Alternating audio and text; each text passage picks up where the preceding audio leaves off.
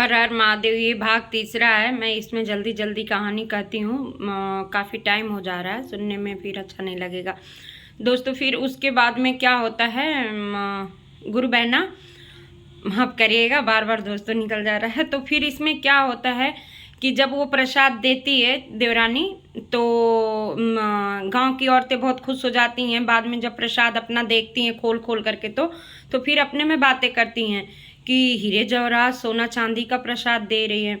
मतलब वो मछली उसमें चेंज हो जाता है। भगवान मतलब कि कहते हैं जिसका राम नहीं बिगाड़ेंगे उसका कोई बिगाड़ नहीं पाएगा।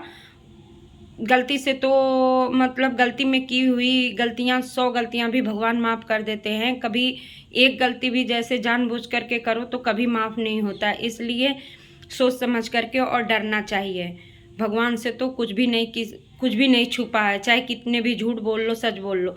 फिर उसके बाद जब आजू बाजू पास पड़ोसियों की बातें सुनती हैं कि ऐसे हीरा जवाहरात जैसे प्रसाद में दे रही हैं, तो देख करके फिर जेठानी देवरानी को कहती हैं कि सारे प्रसाद दूसरों में ही बांटते रह जाओगी कि मुझे भी दोगी। उसे लालच सब्र नहीं होता है कि मुझे तो। वो देवरानी कहती है कि दीदी आप तो घर की हैं, और जैसे घर के लोग और दूर के लोग तो घर जाएंगे ना ले लेकर के प्रसाद, आप कहाँ जा रही हैं, आप तो घर पे ही रहेंगी।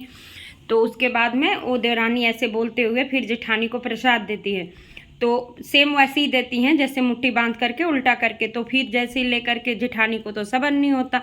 जेठानी जैसे अपने पल्लू में देख अपने ऐसे साड़ी के आंचल में देखती हैं, तो वो बिच्छू रहता है इतना बड़ा। फिर वो झाड़ देती है ऐसे, और फिर वो अपनी गलती को सबके सामने न आए करके वो कुछ बोलती ही नहीं है कि मुझे मतलब बिच्छू दिया प्रसाद में, क्यों दिया, मछली दिया, क्या दिया, वो कुछ बोलती ही नहीं है।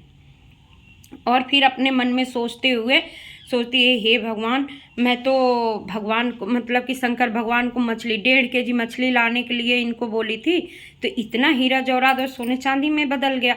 तो मैं ऐसा सोचते हुए मन में लालच आती है और बेचारी जेठान अपने घर जाती है, और घर जा कर के शंकर भगवान का शिव चर्चा करने के लिए फिर अपने मन में लालच जगाती है कि मैं ऐसे 5 केजी मछली लाऊंगी। 5 केजी मछली ला ठीक वैसे ही सबको गाँव पूर को बुलाती हैं, शिव चर्चा करने की सकारती हैं, सब वैसी तैयारी करती हैं, और जानबूझ करके शंकर भगवान को 5 केजी मछली का, छोटी वाली मछली जैसे देवरानी को बताई थी वैसे ही भोग लगा देती हैं। अब वैसी शिव चर्चा होता है, सब कुछ विधि विधान से संपूर्ण होता है। वैसे ही जैसे देवरानी को बताई रहती हैं प्रसाद बांटने के लिए आंख बंद करके और ऐसे डालने को, जब डालती हैं प्रसाद बांटने टाइम बड़े बड़े सांप बिच्छू ऐसे डंक मारते हैं और जेठानी गिर जाती है, ऐसे थाल नीचे गिर जाता है प्रसाद का, और सब देखने लगते हैं, सब बोलते हैं हाय हाय ये क्या हुआ, ये क्या हुआ। तो जेठानी फिर मतलब डर से कराहने लगती हैं। देवरानी बोलती है कि दीदी, तो सब बोलते हैं मछली भोग में लगी है, मछली ऐसे सांप बिच्छू ये सब। उसके बाद अपनी गलती सब गांव की औरतें उसे ही मतलब थू थू करती हैं, बोलती हैं ऐसे कैसे हो गया। तो जेठानी मतलब देवरानी कहती हैं कि दीदी मेवा और मिश्री का भोग लगता है, आप क्यों मछली का भोग लगवाई थी मुझसे, क्यों मुझसे ऐसे मतलब गलती पाप करवाई थी। तो वो बेचारी दर्द में कराहते हुए बोलती है कि मुझे मुझे मतलब कि तुमको नीचा दिखाना था, मुझे लालच आ गया था, और इसलिए मैं मछली मतलब तुम्हारा देख करके, और मैं भी लालच में भगवान को भोग लगाया था मछली का। तुम लगाई थी तो तुम्हारा सोना चांदी जवाहरात में बदल गया था। इसीलिए कि 100 गलतियां भी माफ़ है भगवान के नज़र में।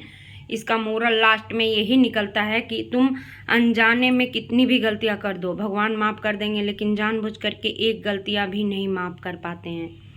ठीक है, इसीलिए जानबूझ करके कोई गलतियां नहीं किया जाता है। अनजाने में तो कितनी भी गलतियां होती हैं और सबसे होती हैं, हर कोई करता है। हर हर महादेव। मेरी कहानी अगर अच्छी लगी हो, बहुत लंबी हो गई है लेकिन फिर भी अगर अच्छी लगे तो आप लोग रिप्लाई ज़रूर करिएगा। हर हर महादेव, हर हर महादेव। जय गुरुदेव।